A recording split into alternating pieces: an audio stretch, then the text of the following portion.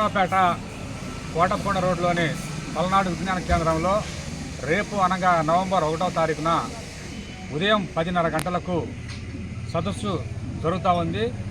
ఆ సదస్సు యొక్క ముఖ్య ఉద్దేశం గత 2 నెలల నుంచి వర్ల సాగర్ బాబు గతంలో కారంపూడి మండలం కలకొదగొండ గ్రామంలో జరిగినటువంటి కరెంటు విద్యుత్ యొక్క ప్రమాదంలో పూర్తిగా అంగవైకల్యం చెంది గవర్నమెంట్ నుంచి కానీ వారికి పనిచేసినటువంటి వ్యక్తుల నుంచి కానీ ఆర్థిక సహకారం అందక అనేక రకాలుగా ఇబ్బంది పడి మరి ఇప్పటికే 50 రోజులు మరి ఇంట్లోనే వారి అత్తవారి ఇల్లు అయినటువంటి చేజర్లలో మరి నిరాహార దీక్ష కంటిన్యూగా జరుగుతూ ఉంది.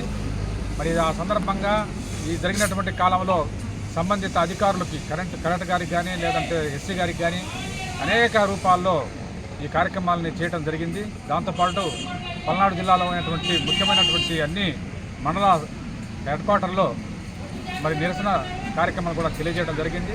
దాంట్లో భాగంగా మరి మాచర్లలో ముఖ్యమంత్రి గారు వచ్చినప్పుడు ముఖ్యమంత్రి గారి దృష్టికి కూడా నివారణ రూపంలో తీసుకెళ్ళాం. కలెక్టర్ గారి దృష్టికి తీసుకెళ్ళి ఈ మధ్యలో మళ్ళా రాష్ట్ర సీఎండీ కరెంటు విజయవాడలో సీఎండీ గారి దృష్టికి కూడా తీసుకెళ్ళినటువంటి పరిస్థితి ఉంది. ఇప్పుడు ఇంకా వాళ్ళు రిపోర్టు తయారు చేసే పరిలో ఉన్నారు.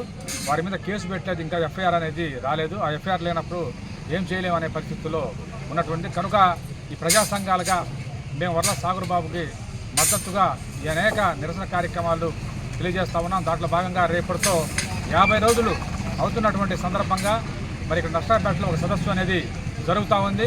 ఆ సదస్సులో మరి ఈ జిల్లాలో ఉన్నటువంటి అనేక రకాలుగా ఉన్నటువంటి పనిచేస్తున్నటువంటి ప్రజా సంఘాలు దళిత, గిరిజన, బీసీ, మైనారిటీ, అదే రకంగా వామపక్ష పార్టీలకు సంబంధించినటువంటి ప్రజా సంఘాలు, వామపక్ష పార్టీలు, ప్రతిపక్ష పార్టీలు మిగతా అందరూ వచ్చి ఈ సదస్సులో పాల్గొని వారికి న్యాయం చేయాలని చెప్పి, మద్దతు తెలియజేయాలని చెప్పి, దీన్ని విజయవంతం చేసేటట్టుగా చేయాలని చెప్పి మేము ప్రజా సంఘాల ద్వారా పిలిపిస్తూ ఉన్నాం.